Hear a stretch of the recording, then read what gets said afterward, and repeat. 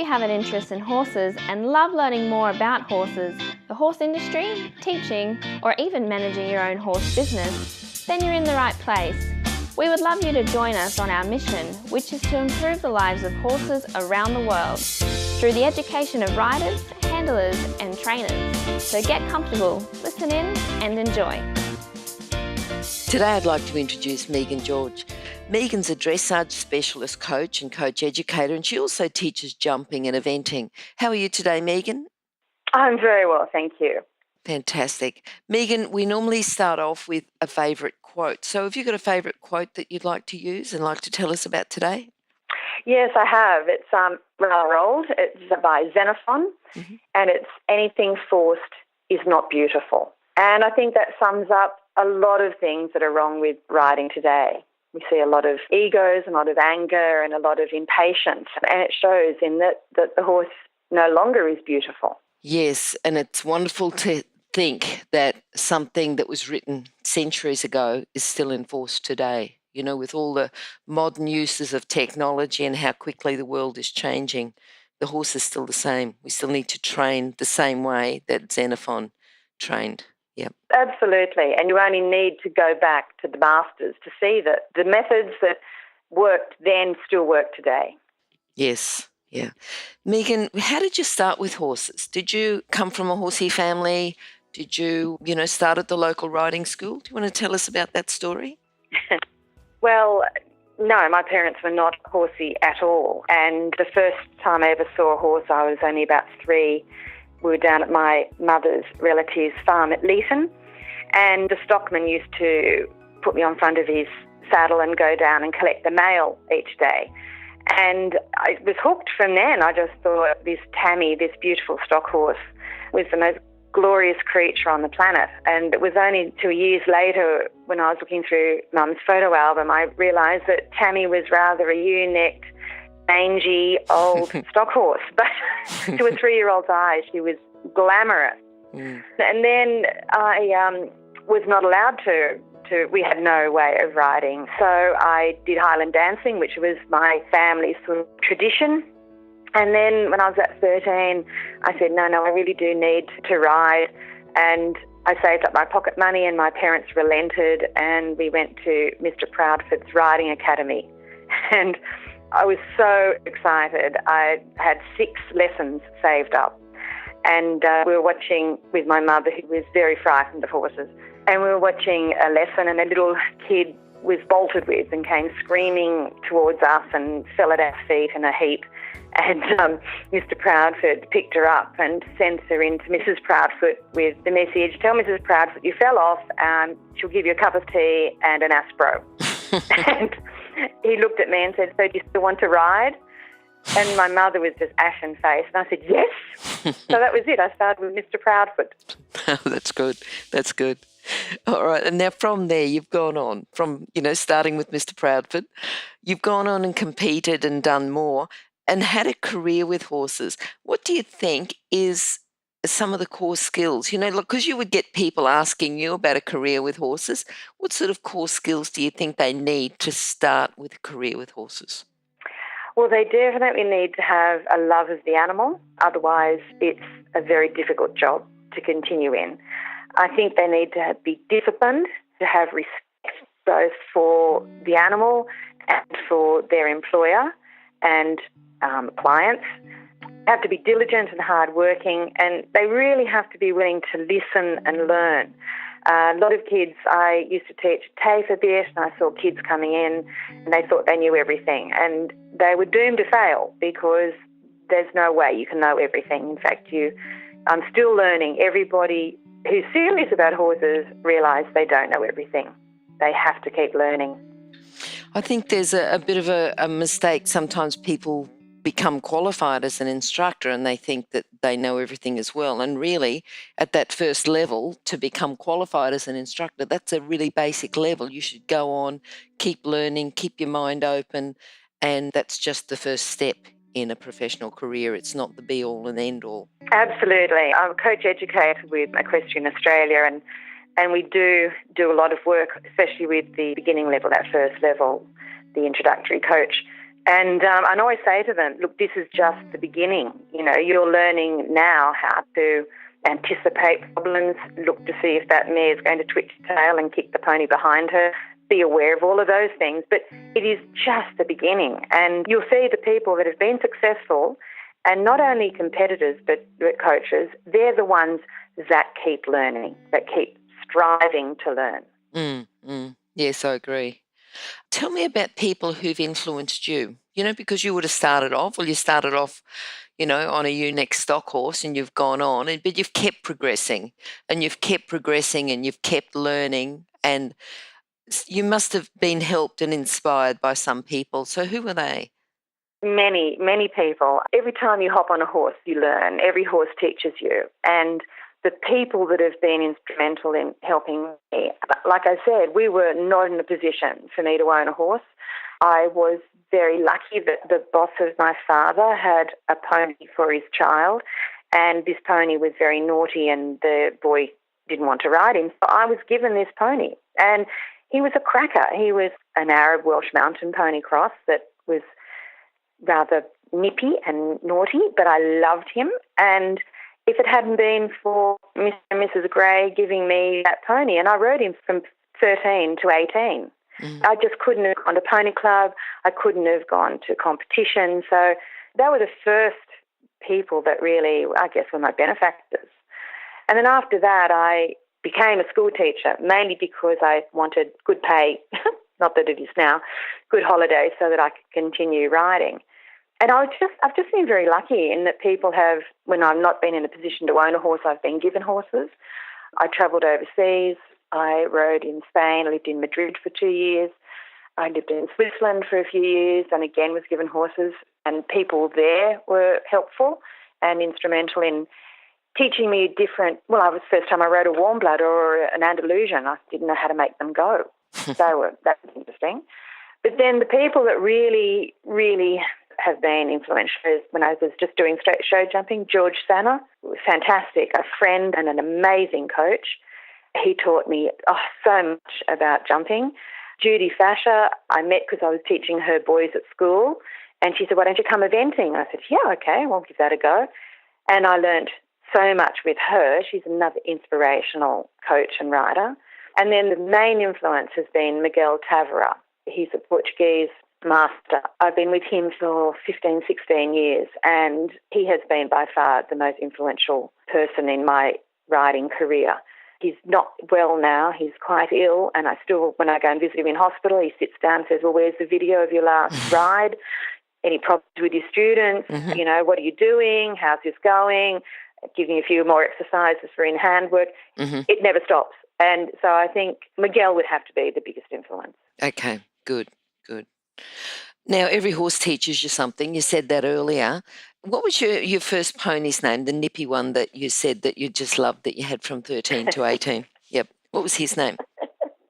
His name was Blue Boy, and he was a lovely dapple grey, and he, like I said, he used to bite me all the time. And when I went to Pony Club, I progressed, and we went to competitions, and they had the John Charlton Horsemanship Awards, and I was lucky enough to represent the club at that.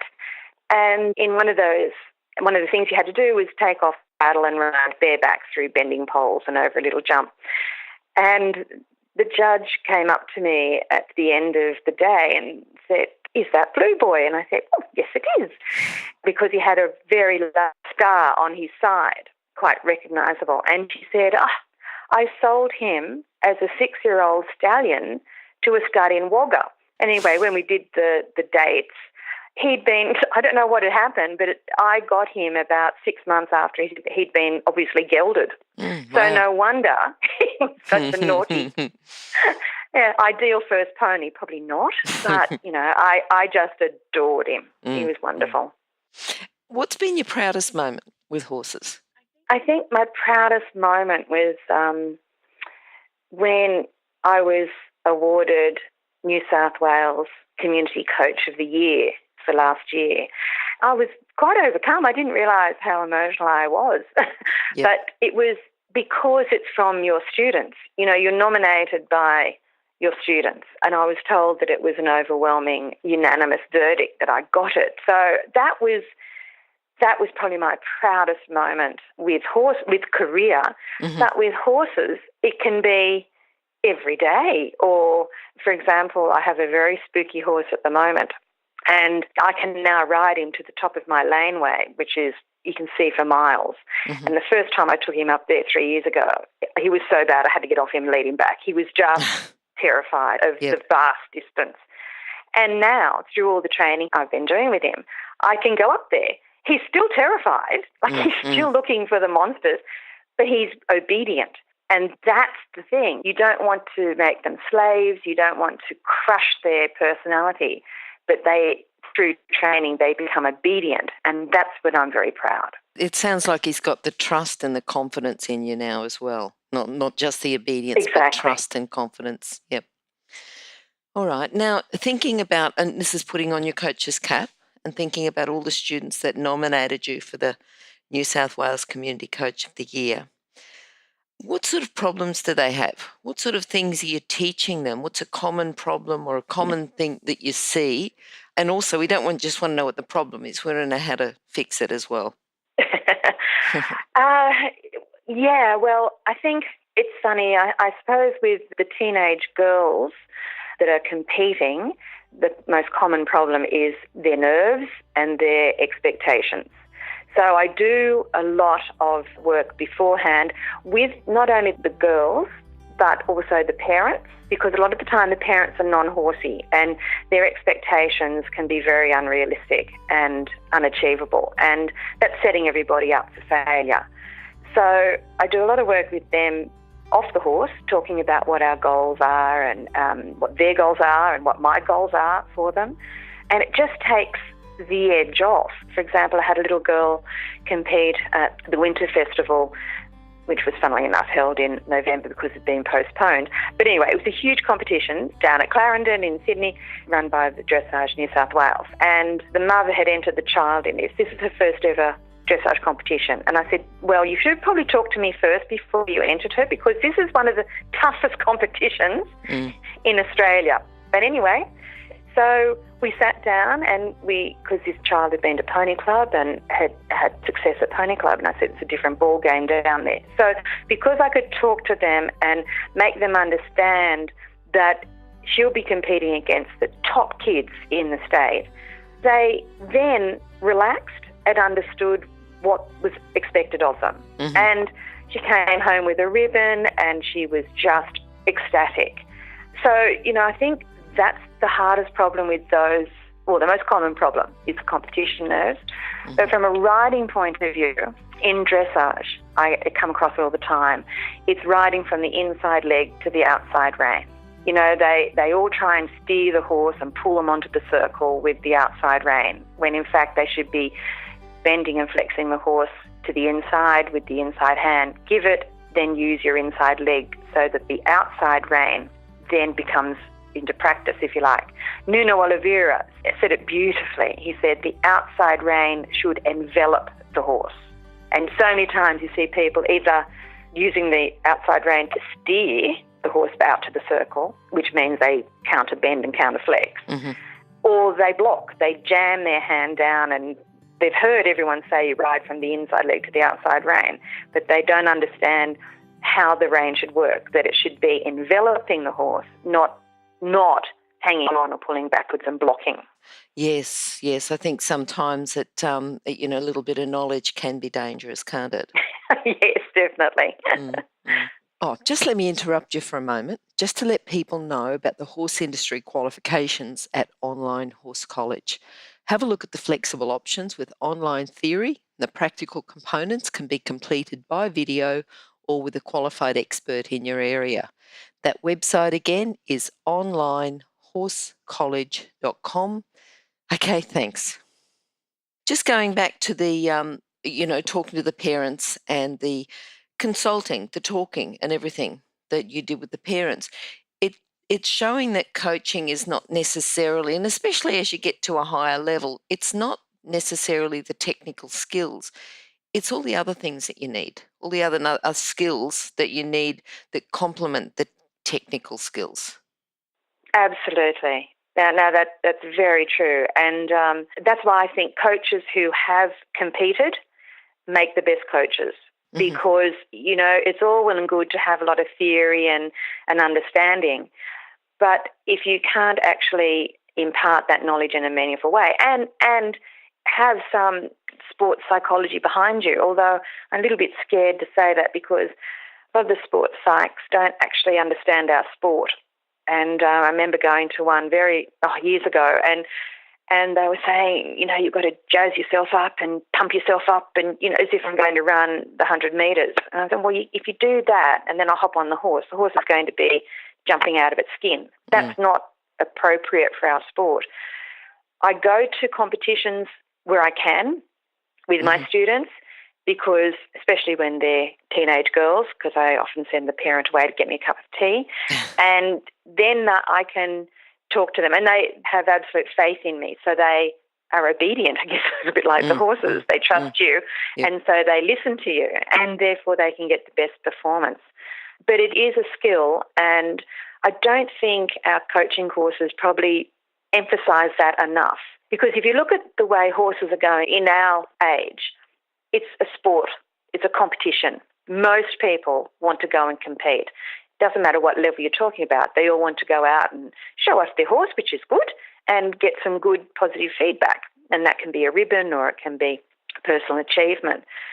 In the old days, it wasn't always like that. So I think our coaching courses need to emphasise the competition aspect a little bit more.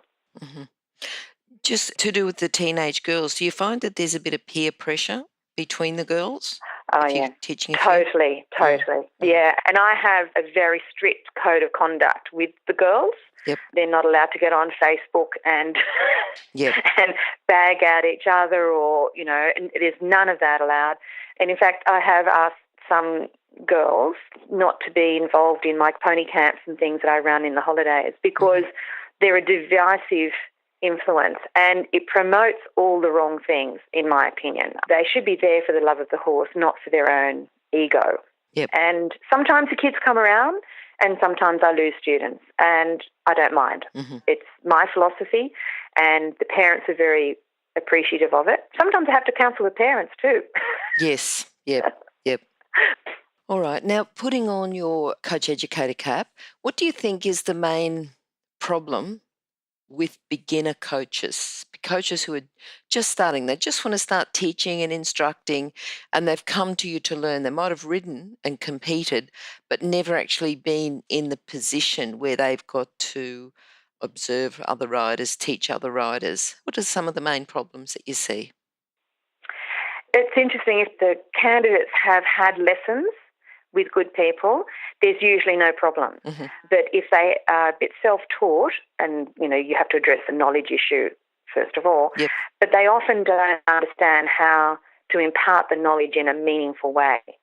And you have to be adaptable. One method might work with one type of personality and not with another. So you have to be adaptable so that you can get your message across.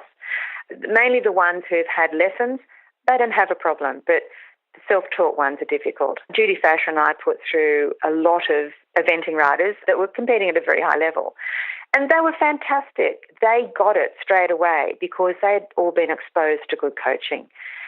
And it was funny because that was in the old days when they had a final exam. And we'd say to them, look, we think you're ready to go to the exam. And they say, no, we need to do more train to coach days because we're not ready. Whereas the ones who don't know a lot often think they know a lot and are a bit reluctant to do the extra training. And that's why we all need to learn and we need to go to good coaches.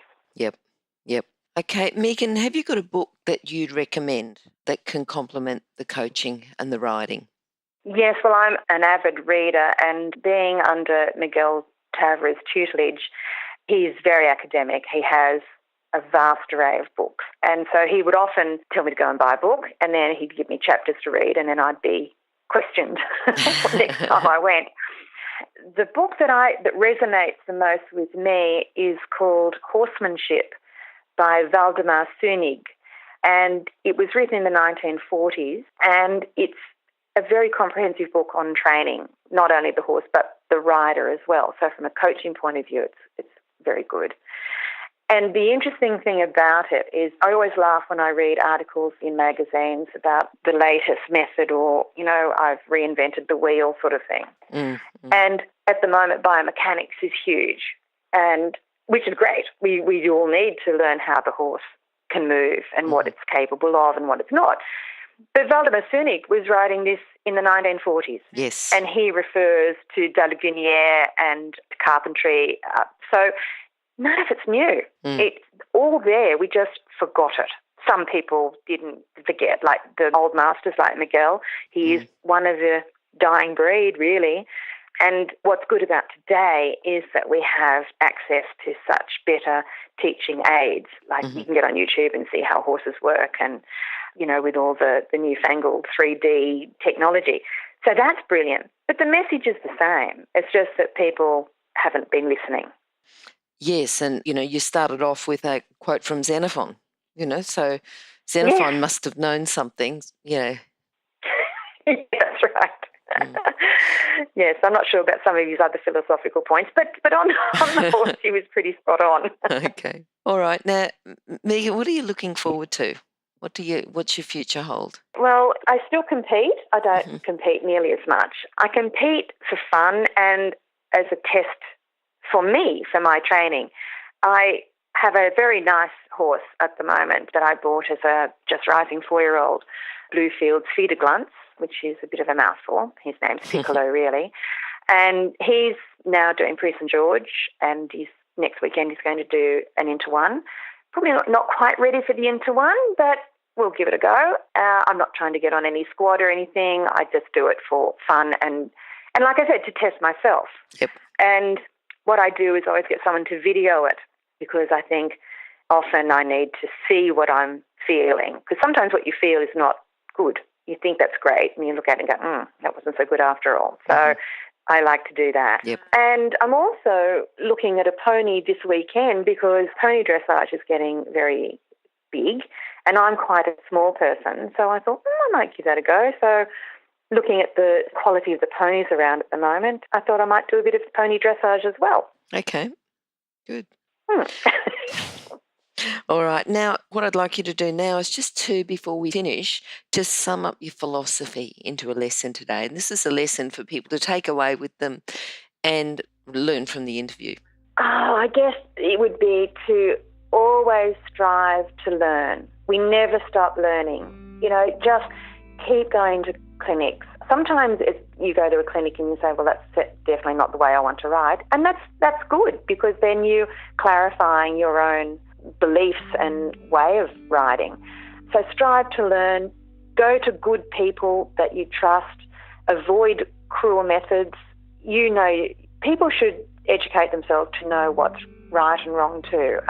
We've seen dressage take a bit of a bad turn in the last 10 years with some pretty cruel training methods being used. And I think if you always strive to learn, you can avoid those traps and stay true to your philosophy. I will bang on a bit here about judging. I do think judges shape our dressage way of going. Yes. And I think they have to be really held responsible for this often forced, fantastical way they want horses to move.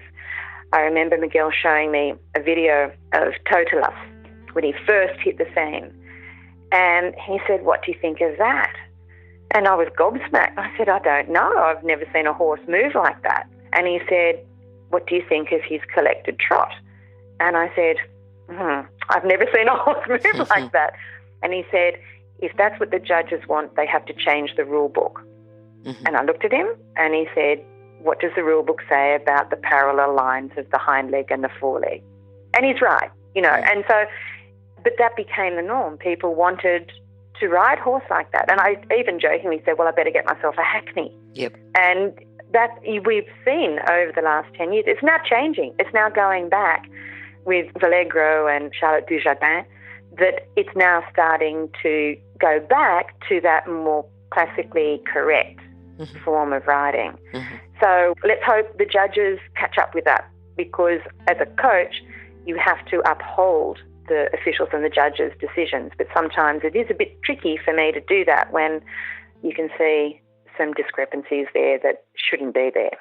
Yes, I think the judges certainly have that responsibility for the sport. They're the ones that are judging, and people, for various reasons want to compete. Some people want to go out because they are competitive and they want to win, and this is their job to go out to win because that's how they get paid by the owners, by the sponsors. But other people want to go out and just test and make sure that it's okay, and there's lots of reasons, but the judges need to reward what's correct. You're right.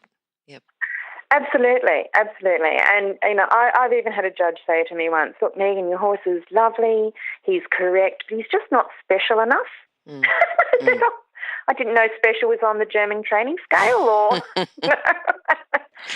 But, yeah, so that sort of summed it up for me. I thought, oh, gosh, if that's what they want, then I'm not going to do that. And that's because I have a wonderful coach and mentor that's saying, no, stick to the principles, stick to what's correct. Yep.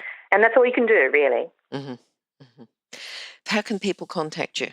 Well, I have my phone number, and also I have 2 Facebook pages. One is just for cats doing silly things, and the other's Megan Joerg Equestrian, and I put some interesting articles up there, and people can post things on that if they like to, or they can PM me on that as well. Okay, and those contact details are available on horsechats.com/Megan Joerg. All right, Megan, it's been very good talking to you today, very pleasing, and hopefully we'll catch up again sometime.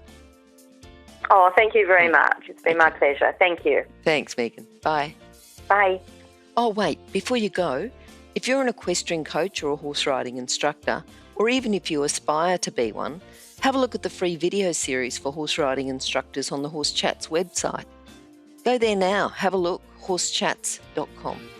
Remember that our comments and instructions are general in nature and do not take into consideration your individual horses or your individual ability and circumstances. If you enjoyed this podcast, then please leave your comment below.